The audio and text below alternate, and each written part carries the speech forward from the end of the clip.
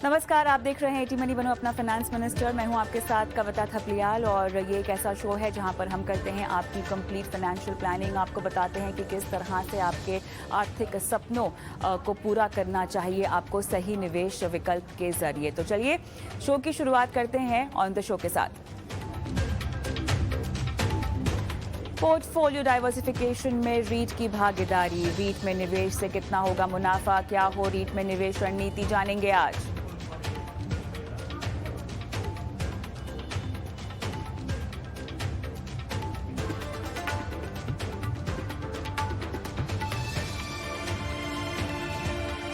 Social media influencers पर सरकार का शिकंजा, भ्रामक प्रचार पर पेनल्टी का वार, क्या है इन्फ्लुएंसर्स के लिए सरकार की गाइडलाइंस, जानेंगे आज। और मौजूदा बाजार में चाल में एक मुश्त निवेश की रणनीति कितनी सही होगी, हमारे एक्सपर्ट्स बताएंगे। सबसे पहले आज बात करेंगे 2023 में किस तरह के ट्रिगर्स दिख रहे हैं बाजार में, बाजार के उतार चढ़ाव से बचने के लिए क्या हो आपकी तैयारी, इक्विटी एलोकेशन में किस बदलाव की है गुंजाइश। हमारे साथ होंगे कैनरा रोबेको एसेट मैनेजमेंट के हेड ऑफ इक्विटीज श्रीदत्त भंडवलदार। साथ ही आपको बताएंगे कैसे बनाए संतुलित पोर्टफोलियो, कैसे बैलेंस पोर्टफोलियो में आपको निवेश, insurance, credit card, crypto, loan, tax से जुड़े सवाल अगर पूछने हैं तो हमें सवाल व्हाट्सएप कर सकते हैं। जी मनी बनो अपना फाइनेंस मिनिस्टर पर व्हाट्सएप नंबर है 9619873567।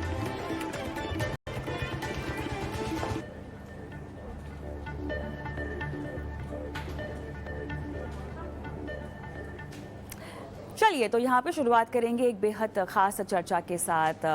बाज़ार के उतार चढ़ाव और बाज़ार की भाषा को समझने के लिए एक किसी न किसी एक्सपर्ट की ज़रूरत होती है और ईटी न्यूज़ स्वदेश पर पूरे दिन हम आपको इसी बात को आसान भाषा में समझाते हैं कि कैसे एक सही और सटीक निवेश रणनीति भी बनाई जाए और आपको मिलाते हैं बाज़ार के दिग्गजों से।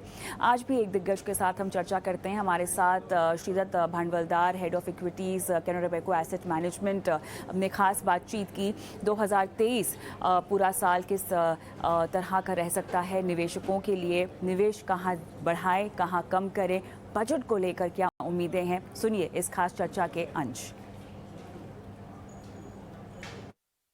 श्री दत्ता, बहुत बहुत धन्यवाद शो पर शरीक होने के लिए। आज स्वागत है आपका और नए वर्ष की ढेरों शुभकामनाएं आपको। जैसा कि पहला सवाल मेरे ख्याल से हर कोई आपसे अब तक पूछ ही रहा होगा कि 2023 किस लिहाज से आपको अहम लग रहा है, किस तरह के ट्रिगर्स आपको मिलते हुए दिखाई दे रहे हैं। और मैं ये सवाल इसीलिए भी आपसे पूछना चाह रही थी क्योंकि जिस तरह से हम FII-DIIs का इंटरेस्ट और उसमें भी उतार चढ़ाव देख रहे हैं, अब 2023 इस लिहाज से आपके लिए कितना अहम है या किस तरह के ट्रिगर्स आप समझना पसंद कर रहे हैं? धन्यवाद first of all for having us on the show, और आपको भी और आपकी पूरी टीम को नए वर्ष की हार्दिक शुभकामनाएं। जब हम लोग 2023 की बात कर रहे हैं तो ऐसा लग रहा है हमें कि ये कंटिन्यूएशन रहेगा 2022 का, क्योंकि जो एस्पेक्ट्स थे जिन्होंने 2022 में एटलीस्ट सेकंड हाफ में जो छाए रहे, जैसे कि ग्लोबल इन्फ्लेशन और उसके लिए जो बेसिकली फेडरल रिजर्व ने और बाकी सेंट्रल बैंक्स ने जिस तरीके से इंटरेस्ट रेट बहुत फास्ट तरीके से बढ़ाए, उसके लिए उसका कंटिन्यूएशन वो जो फैक्टर रहा critical to actually reduce the growth और इन्फ्लेशन भी उसके लिए कंट्रोल में लाने के लिए जो चीजें की गई, उसका कंटिन्यूएशन अभी भी लग रहा है। जबकि ऐसा है कि इन्फ्लेशन थोड़ा एट द मार्जिन कम हो रहा है, बट उसका पेस अभी भी डिटरमाइंड नहीं है। तो सेंट्रल बैंक्स जो है वो टाइट मॉनेटरी पॉलिसी बनाए रखेगी, तो वो एक एस्पेक्ट अभी भी रहेगा। नाउ ये किस लिए इम्पोर्टेंट है, क्योंकि जब तक टाइट मॉनेटरी पॉलिसी रहेगा इसका मतलब ये है कि बेसिकली सेंट्रल बैंकर्स ट्राई कर रहे हैं कि ग्रोथ स्लो डाउन हो जाए ताकि इन्फ्लेशन को कंट्रोल में लाया जाए। और इसका सीधा सीधा इम्पैक्ट इक्विटी मार्केट्स पे होता है, क्योंकि आप जब ग्रोथ कम करने का ट्राई कर रहे हो सो वो ग्रोथ आपके अर्निंग्स में, कंपनीज की ग्रोथ में, इकोनॉमी की ग्रोथ में ट्रांसलेट होता है। तो at this point in time ऐसा लग रहा है कि ये कंटिन्यूएशन है 2022 का एटलीस्ट फर्स्ट हाफ तक, और इसीलिए आपको ये वॉलेटिलिटी दिख रही है मार्केट में, beat domestic market, beat the global markets, आपको काफी सारा वॉलेटिलिटी दिख रहा है। और यही रीजन था कि सिंस ऐसा लग रहा है कि ग्रोथ स्लो डाउन होगा because of this interest rate increases. तो आपका इक्विटी मार्केट्स जो है एटलीस्ट लास्ट ईयर आप अगर देखोगे तो डेवलप मार्केट्स चाइना अच्छा खासा अंडर परफॉर्म किया इंडिया को, ऑलमोस्ट 15 से लेके 25% तक अंडर परफॉर्म किया इंडिया को। इस साल ऐसा लग रहा है कि शायद वो अंडर परफॉर्म नहीं करे क्योंकि वहां पे वैल्यूएशंस अट्रैक्टिव हो गए हैं एज कम्पेयर टू इंडिया। हम लोगों ने उतना पेन नहीं लिया है, उसका ये भी रीजन है क्योंकि डोमेस्टिक इकोनॉमी रिलेटिवली काफी ज्यादा रेजिलियंट है। हमारा growth rates as compare to lot of these other economies is fairly good. हमारे यहाँ पे बैलेंस शीट जनरली अच्छे हैं, बैंकिंग सिस्टम बहुत हेल्थी पेस में है। तो ये सब एस्पेक्ट्स जो लास्ट ईयर सेकंड हाफ में थे, आई थिंक वो कंटिन्यूएशन रहेगा। Probably second half of 2023 would be interesting, क्योंकि तब तक शायद ऐसा अनुमान है इस वक्त कि बेसिकली इन्फ्लेशन आपका थोड़ा सा कंट्रोल में आ जाएगा। ग्रोथ डिसलरेशन जो डेवलप वर्ल्ड में होना था वो हो चुका होगा। तो उसके बाद में एटलीस्ट जो एक इम्पोर्टेंट पैरामीटर है, और उसके साथ साथ मेरा यह अनुमान है कि एनर्जी प्राइसेस और थोड़ी कम होनी चाहिए, क्योंकि ग्रोथ स्लो डाउन होगा तो डिमांड कम होगा तो आपका एनर्जी प्राइसेस भी कम होगा। और ये सब अगर फैक्टर्स होंगे तो डोमेस्टिक इकोनॉमी के लिए एटलीस्ट और बाय दैट टाइम अगर मार्केट ऐसा ही कंसोलिडेट होता रहा, जैसे अगर देखोगे मार्केट को, तो मार्केट ऑलमोस्ट 1.5 साल से कंसोलिडेट हो रहा है 18,000 और 16,000 के बीच में। तो अगर मार्केट ऐसा ही कंसोलिडेट होता रहा तो वैल्यूएशन का भी जो बड़ा ओवरहैंग था, क्योंकि इंडिया रिलेटिवली ज्यादा एक्सपेंसिव था, वो भी धीरे धीरे करके चला जाएगा। तो मुझे ऐसा लग रहा है कि सेकंड हाफ ज्यादा इंटरेस्टिंग रहेगा। फर्स्ट हाफ में अभी भी वो वरीज है, फर्स्ट हाफ में अभी भी वोलेटिलिटी रहेगा। ऐसा एक इस पॉइंट इन टाइम लग रहा है, looking at the factors. Alright, लेकिन अब इस उतार चढ़ाव से बचने के लिए आप किस तरह से तैयारी कर रहे हैं? और ये मैं बेसिकली किन सेक्टर्स पर आप बुलिश हैं, या आपको लगता है कि सेक्टर्स जो इस पूरे साल कमाल कर पाएंगे, उनके बारे में समझना चाह रही हूँ। क्योंकि बहुत ज़रूरी है कि जो पहला 6 महीना आपने कहा कि थोड़ा सा पेन हमें ज़्यादा दिखाई देगा, तो इस पेन में ऐसे कौन कौन से सेक्टर्स हैं जो राहत दे सकते हैं? जब भी आप अपनी टीम के साथ बैठते हैं तो किन किन सेक्टर्स पर फिलहाल दाव लगाया जा रहा है, कैसे उनको समझा जा रहा है, क्या कुछ आप बता पाएंगे? सो एक तो क्लियर है कि ये जो उतार चढ़ाव है उनका जो फ्रीक्वेंसी है वो लास्ट 2-3 साल में बढ़ गया है। उसका रीजन भी ये है कि काफी सारे चीजें हुई है लास्ट 3 साल में जो ऑलमोस्ट लास्ट 20 साल में नहीं हुए हैं। जैसे कि इस टाइप का इन्फ्लेशन हमने कभी नहीं देखा था लास्ट 20 साल में। जो कोविड हुआ, जो 100 ईयर में एक वक्त हुआ है इवेंट।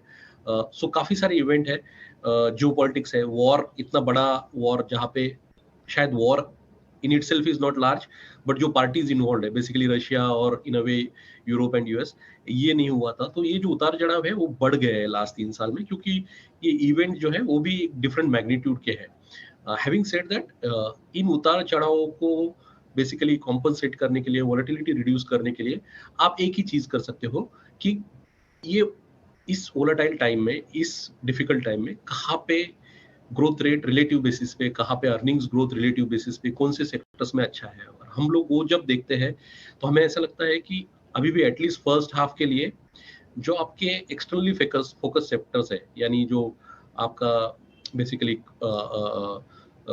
कमोडिटीज है, आपका आईटी है, आपका एनर्जी है, यहाँ पे शायद अभी भी थोड़ा सा ज्यादा अर्निंग्स पे प्रेशर या ग्रोथ पे प्रेशर रहेगा। जबकि जो डोमेस्टिक सेक्टर्स है, और वो दिख भी रहा है कि बैंक्स में अर्निंग्स अच्छा है, इंडस्ट्रियल्स में रिलेटिवली अभी भी अर्निंग्स अच्छा होल्ड कर रहा है, कंज्यूमर डिस्क्रिशनरी कुछ पार्ट अच्छा होल्ड कर रहा है अभी भी। ऐसा लग रहा है कि और एक इंक्रीमेंटल सेक्टर जो बढ़ा है इस पैक में, जहाँ पे ऐसा लग रहा है कि अर्निंग्स थोड़ा सा रेजिलियंट रहेगा, वो रहेगा एफएमसीजी, कंज्यूमर स्टेपल्स, और partly pharma, domestic pharma and hospitals. ये 3-4 इंक्रीमेंटल स्पेसेस है, जैसे बैंक्स, इंडस्ट्रियल्स और पार्ट ऑफ कंज्यूमर डिस्क्रिशनरी तो ऑलमोस्ट 3-4 क्वार्टर से जनरली अच्छा ही कर रहे हैं अर्निंग्स बेसिस पे, ग्रोथ बेसिस पे। बट ये जो बचे हुए सेक्टर्स है, जैसे हॉस्पिटल्स है, आपका होटल्स है, आपका कंज्यूमर स्टेपल्स यानी एफएमसीजी है, और डोमेस्टिक फार्मा है, आई थिंक ये सेक्टर्स जो है यहाँ पे अर्निंग्स काफी रेजिलियंट है। और हमारा रिसर्च टीम जनरली इन कुछ सेक्टर्स पे काफी फोकस कर रहा है। Having said that, at the same time जैसे आईटी जैसा सेक्टर है जो काफी generally cash flow generating sector है, और काफी स्टेबल सेक्टर है, बट जो कि एक्सेसेस हुए थे लास्ट ईयर, वो एक्सेसेस करेक्ट हो रहे हैं. तो probably at some point in time during second half you might again start looking at IT also. So ये सब चीजें हैं जहाँ पे ज्यादा फोकस है. बट अगर आप मुझे पूछोगे कि यहाँ पे अगले साल भर में अर्निंग्स या एटलीस्ट फर्स्ट हाफ में अर्निंग्स कहाँ पे रेजिलिएंट रहेगी, तो ऐसा लग रहा है कि वो फाइनेंशियल्स, बैंकिंग सेक्टर में, स्टेपल्स में अर्निंग्स रहेगी, hospitals, hotels, part of industrials, यहाँ पे ऐसा लग रहा है कि अर्निंग्स काफी रिलेटिवली स्टेबल रहेगी. तो ऐसे में श्री दत्ता, आप मुझे ये बताएं कि किसी को अभी इक्विटी एलोकेशन में बदलाव करना हो तो क्या ये सही समय है मिड कैप और स्मॉल कैप में थोड़ा सा हैवी जाने का? क्योंकि जिस तरह से इंटरेस्ट हमें आता हुआ दिखाई दे रहा है, आंकड़े भी यहाँ पर दिखाई दे रहे हैं जहाँ पर इनफ्लो मिड कैप और स्मॉल कैप में फिलहाल रिकॉर्ड ऊंचाई पर पहुँचता हुआ दिखाई दे रहा है. इक्विटी एलोकेशन में किस तरह से के बदलाव की सलाह आप देंगे? हमने जो देखा है कि over a period of time आप large cap, small cap, mid cap में आपका रिटर्न डिफरेंशियल बहुत ज्यादा नहीं है. Of course time to time in a shorter span, यानी कोई भी 1 साल, 2 साल, 3 साल में आपको एक पर्टिकुलर एसेट क्लास, कभी मिड कैप, कभी स्मॉल कैप, कभी लार्ज कैप, ये अच्छा करते दिखाई देता है. बट जनरली जो रिटेल इन्वेस्टर है, जो ये प्रोग्राम देख रहे हैं, उनके लिए तो मैं ये सलाह दूंगा कि आप लोग इस चीज पे मत फोकस कीजिए कि मेरा एलोकेशन ज्यादा मिड कैप में है, स्मॉल कैप में है, लार्ज कैप में. पहला तो इंपॉर्टेंट क्वेश्चन ये आंसर करना जरूरी है कि आपका जो सेविंग है वहां से इक्विटी में कितना एलोकेशन हो रहा है. आपका जो खुद का इक्विटी एलोकेशन है वो सबसे ज्यादा इंपॉर्टेंट है, क्योंकि return differential over a period of time उतना नहीं स्टार्क होता है unless you kind of time it particularly well for mid caps and small caps. Having said that, why I am actually, मैं इस पे जोर इसलिए दे रहा हूँ क्योंकि हमने देखा है कि अगर आप लास्ट 10, 15, 20 साल ले लो तो ऑलमोस्ट 13 से 15% CAGR कंपाउंडिंग रिटर्न इक्विटी में बना है. तो इसलिए अगर आपका एनीवेयर बिटवीन 12 से 15% तक अगर रिटर्न इस एसेट क्लास में बनता है, ओके, और वो सभी कैटेगरीज में बनता है, largely mid cap, large cap, small cap as a combine, so आपको कोई भी एक कॉम्बिनेशन चूज कर लेना चाहिए जो आपका रिस्क प्रोफाइल है उसके हिसाब से. अगर आप रिस्क अवर्स है तो थोड़ा ज्यादा लार्ज कैप में जाइए, थोड़ा रिस्क टेकर है तो ज्यादा स्मॉल कैप, मिड कैप में जाइए. बट आपका अलोकेशन बहुत बहुत ज्यादा इंपॉर्टेंट है. आपका जो सेविंग है 100 रुपीज, उसमें से ज्यादा पैसा इक्विटी में ऑन अ सिस्टमेटिक बेसिस और इन अ डिसिप्लिन मैनर जा रहा है कि नहीं, क्योंकि over a period of 5, 10, 15 years at least past data ये है कि आप इन्फ्लेशन के ऊपर, इन्फ्लेशन 6-7% एवरेज होगा अपनी कंट्री में, आप anywhere between 5 to 7% additional return purchasing power बना सकते हो. तो वो ज्यादा क्रिटिकल है कि आप पहले पैसा अलोकेट कीजिए और आपका अलोकेशन बढ़ाइए. उसके बाद में कॉम्प्लिकेशंस के बारे में सोचिए कि मैं मिड कैप में डालूं, स्मॉल कैप में डालूं, लार्ज कैप में डालूं at this point in time. जो मिड कैप और स्मॉल कैप में फिलहाल वैल्यूएशंस हैं, ये आपको कितने महंगे या कितने सस्ते लग रहे हैं? और जो मोमेंटम हम देख रहे हैं निवेश का जो बढ़ रहा है, क्या वो आपको इस साल और तीव्रता से बढ़ता हुआ दिखाई दे रहा है और अग्रेसिवली बढ़ेगा, या आपको लगता है कि बस एक ये फेज है, हो सकता है कि ये मोमेंटम फिजल आउट हो जाए? नहीं, देखिए, जैसे अगर आप लंबा पीरियड लेंगे तो टाइम टू टाइम इन्वेस्टर्स का बिहेवियर थोड़ा बहुत चेंज होता है. बट मैंने ये देखा है कि जिस तरीके से रेगुलेटर ने इस इंडस्ट्री में काम किया है, जिस तरीके से एमफी और म्यूचुअल फंड्स ने इस इंडस्ट्री में काम किया है, काफी सारा इन्वेस्टर एजुकेशन हो गया है. इन्वेस्टर को भी ये बात अच्छी तरीके से समझ में आ गई है कि अगर वो डिसिप्लिन तरीके से एसेट एलोकेशन पे और इक्विटी एलोकेशन पे अपना फोकस बढ़ाए over a period of time, तो उसका अच्छा खासा कंपाउंडिंग रिटर्न बनता है, डबल डिजिट. तो जो कि वो अच्छा खासा इनग्रेन हो गया है. तो जो इन्वेस्टर का एलोकेशन वोलेटिलिटी था, जो ये आप जो मंथली एसआईपी नंबर या मंथली इक्विटी इनफ्लो नंबर देखते हो, उसका वोलेटिलिटी भी धीरे धीरे करके कम हो रहा है. बट हैविंग सेड दैट, जैसे मैं इस साल में देख रहा हूँ और पर्टिकुलरली लास्ट 2-3 महीने में नंबर थोड़ा कम हुआ है. और उसका रिटर्न, उसका रीजन टिपिकली मैंने ये देखा है पास में भी कि जब कोई भी जब भी टाइम आपका 1 साल का रिटर्न रोलिंग बेसिस पे जनरली फ्लैटिश या निगेटिव हुआ है, जो न्यू इन्वेस्टर्स रहते हैं, जो इन्वेस्टर्स लास्ट ईयर 1-2 साल में आए हैं, वो थोड़ा, उनमें थोड़ा जिटर्स आता है, वो थोड़ा बहुत आगे पीछे एलोकेशंस में करते हैं, तो उतना वोलेटिलिटी रहेगा. बट ऐसा लग रहा है कि इन्वेस्टर्स काफी अच्छी तरीके से समझ गए हैं कि इस एसेट क्लास में वोलेटिलिटी है, रिस्क कम है, वोलेटिलिटी ज्यादा है. But over a period of time अगर आप पैसा डिसिप्लिन तरीके से लगाते रहो तो आपका अच्छा रिटर्न भी बनता है. ये चीज काफ़ी अच्छे तरीके से इनग्रेन हो गई है। तो मुझे लगता है कि ये एलोकेशन जो एसआईपी बुक का आ रहा है 12-13 हज़ार करोड़ का, ये काफ़ी स्टेबल रहेगा मीडियम टर्म में। क्योंकि ये जो 12-13 हज़ार करोड़ है, इसका मतलब साल भर में मोटा-मोटा 1.5 लाख करोड़ रुपया लोग लगा रहे हैं मार्केट में। वो बहुत छोटा पार्ट है सेविंग पूल का इंडियन हाउसहोल्ड का। सो उतना जनरली एटलीस्ट स्ट्रक्चरली लगता रहेगा, ऐसा लग रहा है मुझे। तो ऐसे में खास sectors mid cap small cap में जहां पर आपका इंटरेस्ट हो, या वो तमाम सेक्टर्स जो आपने शुरुआत में जवाब दिए उन्हीं को आप मिड कैप स्मॉल कैप में भी देख रहे हैं? आई थिंक उन्हीं सेक्टर्स को हम लोग वहीं पे अपॉर्चुनिटीज देख रहे हैं। Of course mid cap small cap हमारी जो स्ट्रेटेजीज है वहाँ पे कुछ पर्टिकुलर सेक्टर्स भी होते हैं एडिशनली जहाँ पे फोकस हम लोग करते हैं। बट जनरली अगर आप देखोगे तो वही सेक्टर्स है। जैसे ऑटो एंसिलरी एक है जो आपको मिड कैप स्मॉल कैप में additional sector over and above जो मैंने पहले बोले सेक्टर्स उनमें होगा। फाइनेंशियल इंटरमीडिएटरीज या इंफ्रास्ट्रक्चर प्लेस जो है, जो बाकी सेक्टर्स सेगमेंट्स में अवेलेबल नहीं है, वहाँ पे कुछ अच्छी कंपनीज हैं। एक दो टेक्सटाइल कंपनीज अच्छी है इंडिया में। ये कुछ एडिशनल स्पेसेस है, बट काफी सारे सेक्टर्स आप देखोगे तो वहाँ पे वही रिप्लिकेशन होगा जो बेसिकली लार्जर या लार्जर मिड कैप्स में हो रहा है। थोड़ा सा कॉर्पोरेट अर्निंग्स पर मैं बात करना चाहती हूँ, क्योंकि इक्विटीज़ को हाई इंटरेस्ट रेट सिनारियो कुछ खास पसंद नहीं आता, और जब ऐसा होता है तो सबसे ज़्यादा गाज हमें गिरती हुई दिखाई देती है स्मॉल कैप पर। लेकिन ओवरऑल अगर इसी के चलते मैं कॉर्पोरेट अर्निंग्स पर विस्तार से बात करना चाहूँ तो कब से आपको लगता है कि धीमापन आता हुआ हम देखेंगे? क्योंकि ऐसा नहीं है कि इस बढ़ती हुई ब्याज दरों से वो अछूते हैं, सबसे पहले इम्पैक्ट उन्हीं पर पड़ेगा और वही हम अर्निंग्स पर भी आता हुआ देखेंगे। एग्जैक्टली इसीलिए यू आर करेक्ट। इसीलिए मैंने इनिशियली बोला कि फर्स्ट हाफ एटलीस्ट लग रहा है कि वोलेटाइल रहेगा, क्योंकि मार्केट पे कॉल आप जब लेते हो तो मार्केट पे कॉल लेना इसका मतलब आपके अर्निंग्स पे कॉल लेना है, अंडरलाइंग ग्रोथ पे कॉल लेना है।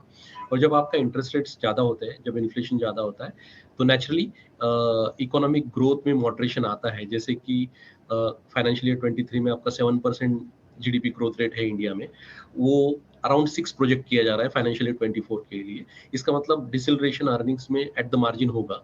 बट हम लोग जब अभी देख रहे हैं अर्निंग्स, तो थोड़ा बहुत डिसलरेशन है, बट थैंकफुली हमारे कंट्री में उतना ज़्यादा डिसलरेशन नहीं है जितना काफ़ी सारे दूसरे कंट्रीज में है। चलिए, बहुत बहुत धन्यवाद श्री दत्ता, आपने समय निकाला इतनी बारीकी से 2023 का विश्लेषण किया, दर्शकों को, निवेशकों को पोर्टफोलियो में किस तरह के बदलाव उन्हें करने चाहिए और कहाँ दूर रहना चाहिए, कहाँ निवेश बढ़ाना चाहिए।